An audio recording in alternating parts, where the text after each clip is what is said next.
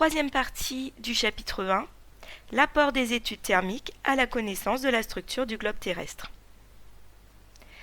La Terre produit de la chaleur, on s'en rend bien compte lorsqu'on descend au fond des mines. Ici, une mine de potasse en Alsace. On voit que ce mineur travaille en short. Et en fait, pourquoi il travaille en short? Eh bien parce qu'au fond de la mine, à 800 mètres, il fait 47 degrés, ce qui est quand même très très chaud.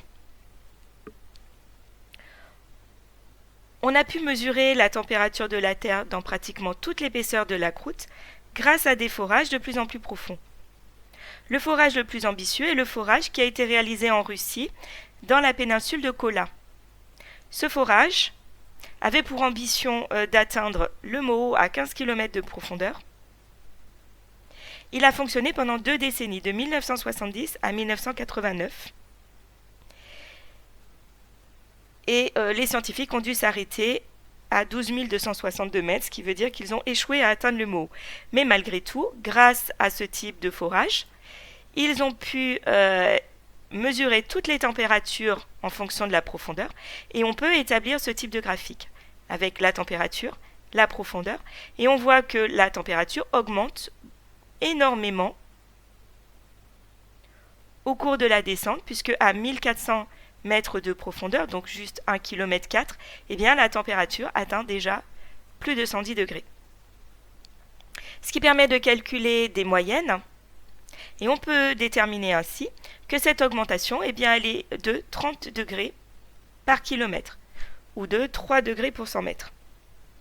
Alors bien sûr, les forages ne descendent pas au-delà donc, de 13 km, et cependant, on a des valeurs pour toute l'épaisseur de la Terre avec ce type de graphique. Ce type de graphique a été obtenu par les physiciens, et en fait, ce sont des estimations uniquement de la théorie, mais comme nous ne sommes pas physiciens, on ne va pas essayer de faire les calculs à leur place et on va admettre que leur graphique est valable.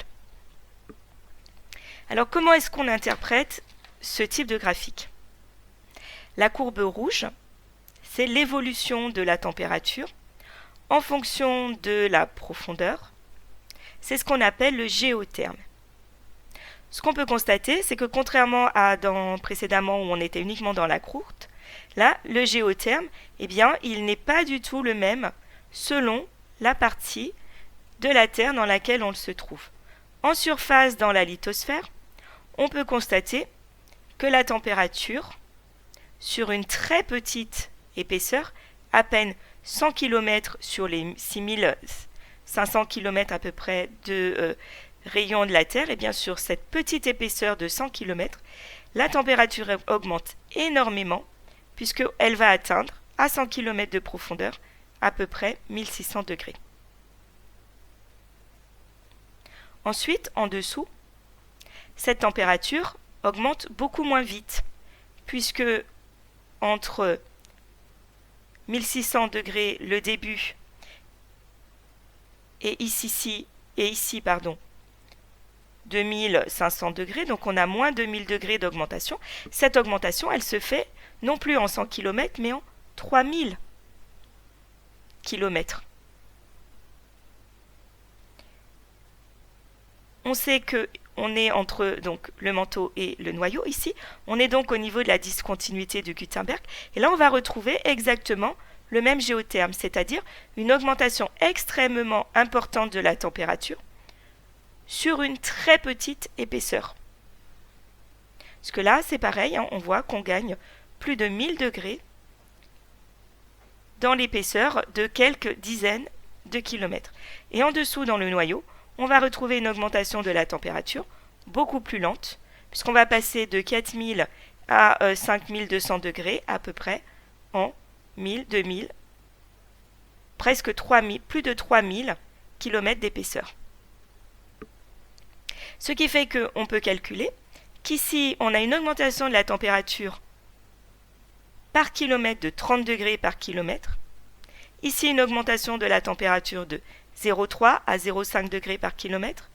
De nouveau, une augmentation d'à peu près 30 degrés par kilomètre, puis une augmentation de la température de 0,3 à 0,5 degrés par kilomètre. Cette augmentation de la température par kilomètre. C'est ce qu'on appelle le gradient géothermique. Donc on fait bien la différence entre le géotherme, qui est la courbe d'évolution de la température, et le gradient géothermique, qui est le nombre de degrés d'augmentation de la température rapporté au kilomètre. Alors d'où vient la chaleur interne de la Terre? La majeure partie de la chaleur interne de la Terre vient de désintégration radioactive, d'éléments radioactifs qu'on appelle des isotopes, qui sont présents dans les roches de la croûte. Donc un isotope radioactif, vous l'avez vu en physique, se désintègre pour donner un autre noyau radioactif. Et cette désintégration libère de l'énergie. Et les désintégrations, elles vont se produire en chaîne jusqu'à ce qu'on atteigne un noyau stable qui ne se désintégrera plus. Et donc ces réactions en chaîne qui se produisent depuis que la Terre existe produisent énormément de chaleur et sont à l'origine de la chaleur interne de la Terre. Alors toutes les roches de la Terre produisent de la radioactivité. Vous voyez, le granit, on compte 45 CPM, coups par minute, autrement dit désintégration par minute. Le basalte 21, la péridotite 37. Donc effectivement, si on compare avec des roches très radioactives utilisées pour produire de l'énergie nucléaire, c'est très très faible. Mais si on rapporte à la quantité de roches présentes dans la Terre, eh bien, on va obtenir une énorme quantité de chaleur. Parce que la péridotite, elle ne représente peut-être que 37 coups par minute, mais comme elle est dans le manteau et que le manteau, c'est un énorme volume, une énorme masse, eh bien, au niveau du manteau, on va avoir une production énormissime de chaleur.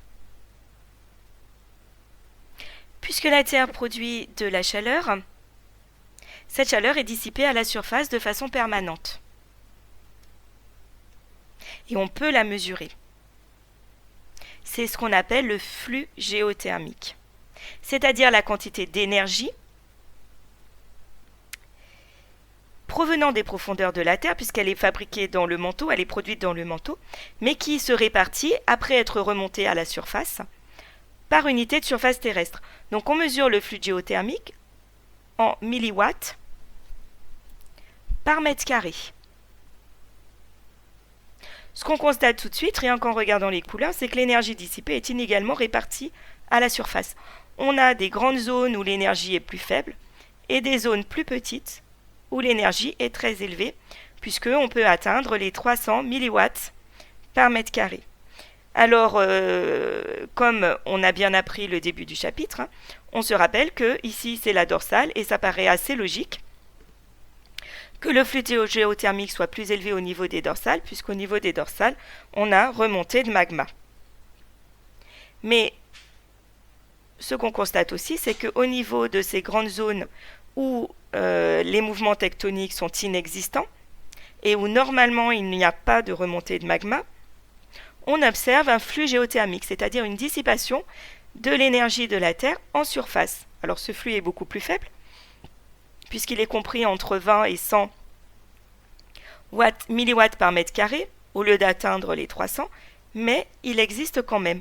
Ce qui signifie qu'on a des roches au-dessus du manteau, qui vont conduire la chaleur et permettre sa dissipation à la surface. Et donc cette conduction de chaleur par les roches, ou par n'importe quel autre matériau d'ailleurs, c'est ce qu'on appelle la conductivité thermique. Et on établit ainsi que le flux géothermique, donc en watts ou en milliwatts par mètre carré, c'est la conductivité thermique d'un matériau, donc dans la Terre, d'une roche, qui est multipliée par le gradient géothermique, c'est-à-dire l'augmentation de la température rapportée à la profondeur, que l'on mesure, puisqu'on est dans un calcul physique, ça se mesure en Kelvin par mètre. Ce flux géothermique va donc dépendre de la conductivité thermique des roches. Cette conductivité thermique des roches, on peut la calculer. on voit que le granit, le basalte, le gabbro, la péridotite, le calcaire ont une conductivité thermique très faible par rapport à la conductivité thermique, par exemple, du métal. Même si c'est plus fort que le bois, c'est quand même beaucoup moins que le métal. Ce qui veut dire que les roches terrestres sont de mauvais conducteurs. Et donc si ce sont de mauvais conducteurs, alors elles vont freiner les transferts d'énergie thermique. Mais en freinant les transferts d'énergie thermique, ça veut dire qu'elles retiennent la chaleur au lieu de permettre son transfert. Et donc, elles permettent le stockage de la chaleur.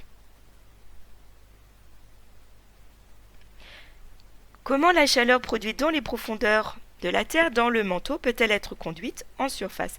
Eh bien, il existe deux modes de transfert d'énergie thermique.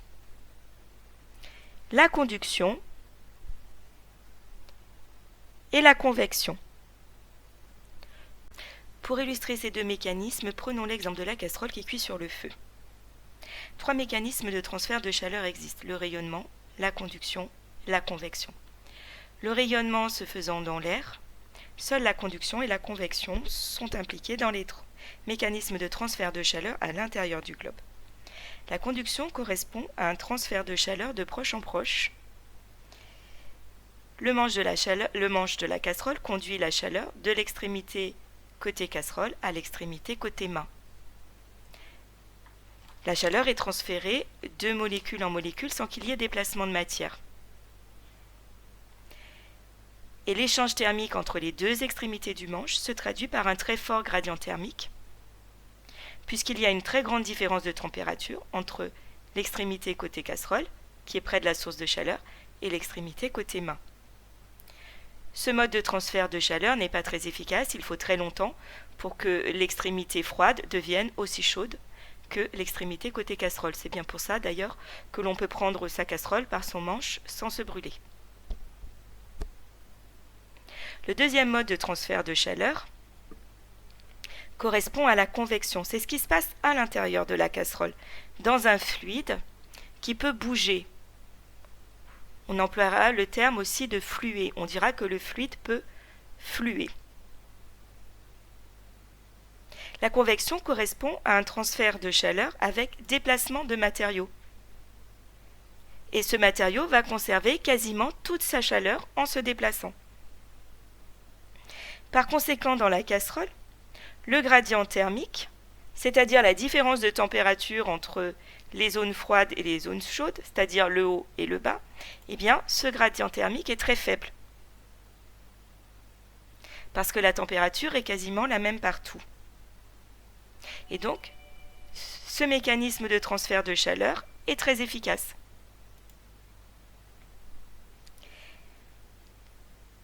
La convection se met en place lorsque le matériau chaud et peu dense, qui est en dessous, va être surmonté par un matériau plus froid et plus dense. La matière chaude qui est en dessous a tendance à monter puisqu'elle est moins dense et à se refroidir lorsqu'elle arrive en surface. A l'inverse, la matière plus froide, qui est plus dense en surface, va avoir tendance à descendre et ainsi à s'échauffer. Cela aboutit à la mise en place de mouvements tournants à l'intérieur du matériau que l'on appelle des cellules de convection. Dans quelle mesure ces deux mécanismes de transfert de chaleur interviennent-ils pour transférer la chaleur de l'intérieur du globe vers la surface? Si on reprend la courbe du géotherme terrestre, on a vu que le gradient géothermique est très élevé dans la croûte, dans la lithosphère, et au niveau de la discontinuité de Gutenberg. Il y a donc une très grande différence de température entre les deux extrémités de la couche. C'est-à-dire, puisqu'on est dans la Terre, le haut, c'est-à-dire ici la surface, et là la limite lithosphère-asténosphère. Et puis au niveau de l'épaisseur constituée par la discontinuité de Gutenberg. Le transfert de chaleur dans ces deux zones est par conséquent, puisque le gradient thermique est très fort, un transfert de chaleur par conduction, et il n'y a pas de mouvement de matière. En revanche, dans le manteau, en dessous de la lithosphère, et dans le noyau, le gradient thermique, le gradient qu'on appelle aussi gradient géothermique puisqu'on est dans la Terre. Ce gradient géothermique, il est beaucoup plus faible. La température, elle varie peu entre le dessus et le dessous. En réalité, elle est presque la même partout. Le transfert d'énergie est beaucoup plus efficace. On a donc un transfert d'énergie par convection. Donc dans le globe, on a donc des transferts de chaleur par conduction dans la lithosphère et au niveau de la discontinuité qui sépare le noyau du manteau. Et on a des mouvements de convection qui transfèrent la chaleur dans le manteau et dans le noyau. Ces mouvements de convection forment ce qu'on appelle des cellules de convection.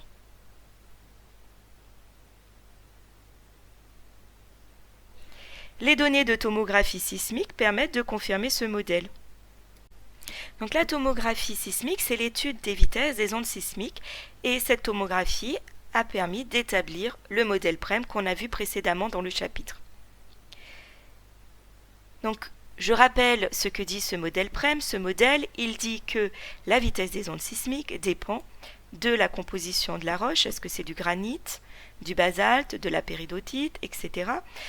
Que la vitesse des ondes sismiques dépend de l'état de la roche, plus ou moins solide, et que la vitesse des ondes sismiques dépend de la température de la roche, plus ou moins chaude.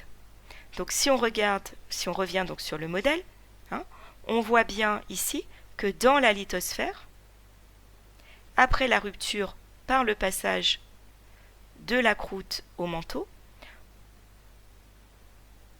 on a une accélération des ondes, la pente est grande, puis dans la sténosphère, une diminution de l'accélération. C'est-à-dire que les ondes, elles continuent d'aller vite et d'accélérer, mais leur vitesse, en fait, diminue, puisqu'elles accélèrent moins. Et puis au niveau de la discontinuité de Gutenberg, on a une rupture brutale parce qu'on a un changement non seulement d'état de la roche, on passe de solide à liquide, mais un changement de nature de la roche, puisqu'on passe de la péridotite au fer et au nickel. Et puis de nouveau, on a une accélération des ondes sismiques. Et au niveau de la graine, on a une diminution de la vitesse qui montre que la température est plus élevée.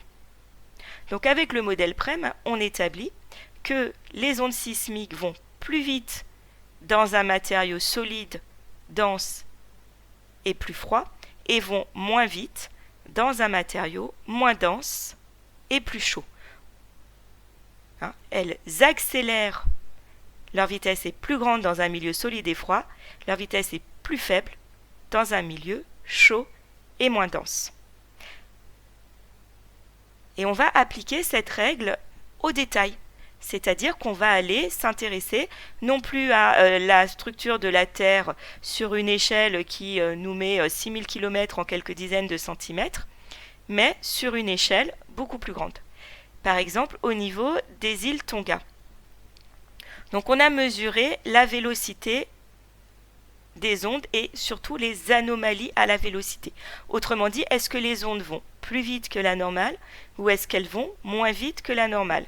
Et on a indiqué ces anomalies par un code couleur. Donc lorsque la vitesse correspond à la vitesse attendue dans le modèle PREM, on met du vert. Lorsque la vitesse est plus grande que la vitesse attendue dans le modèle PREM, on met du bleu. Et lorsque la vitesse est plus faible, on a mis en rouge.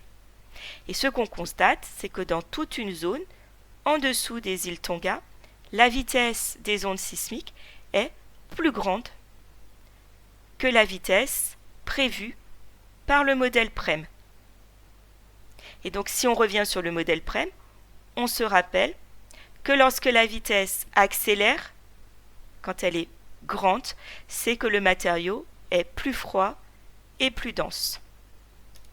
Ce qui nous permet donc de dire que dans cette zone bleue, la vitesse des ondes étant accélérée, cela signifie qu'on a présence d'un matériau dans lequel les ondes circulent plus vite, autrement dit un matériau plus froid et plus dense. Et puis ici, où on voit que la vitesse des ondes est ralentie, eh bien, on aura un matériau plus chaud et moins dense. On peut faire ces observations à d'autres endroits dans le monde, comme par exemple en Islande. Et en Islande, ici, on voit que donc on a toute cette zone rouge, ce qui signifie que ce sont un ralentissement, il s'agit d'un ralentissement des zones, et toute cette zone rouge en fait forme une colonne sous l'Islande. Autrement dit, une colonne de matériaux chauds, plus chauds et moins denses sous l'Islande.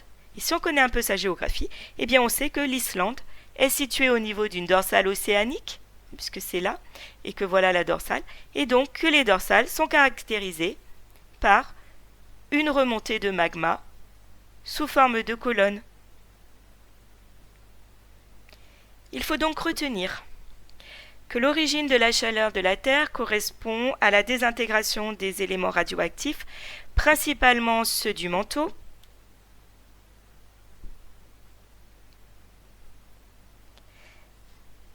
Cette chaleur produite en profondeur va être transférée vers la surface via deux mécanismes. La convection thermique, qui est un transfert de chaleur avec déplacement de matière, qui est très efficace puisque le gradient thermique est très faible et qui a principalement lieu au niveau du manteau. Et la conduction thermique, qui est un mécanisme de transfert de chaleur de proche en proche, sans déplacement de matière et beaucoup moins efficace, entraînant un fort gradient thermique. En conclusion, les anomalies thermiques sont donc bien en lien avec le contexte géologique et l'activité interne de la Terre. L'étude des propriétés géothermiques de la Terre vient confirmer les connaissances apportées par l'étude des ondes sismiques. Les mouvements de convection du manteau sont associés à des contextes géodynamiques précis, dorsales et zones de subduction, et sont donc vraisemblablement en lien avec la tectonique des plaques. Mais ça, c'est pour un autre chapitre. Avant de se quitter, voici le vocabulaire à connaître.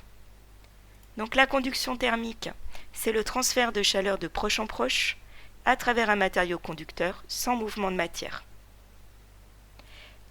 La convection thermique, c'est le transfert de chaleur entre deux zones, et ce transfert de chaleur se fait grâce à des mouvements de matière. Le géotherme, c'est la courbe représentant l'évolution de la température des roches en fonction de la profondeur.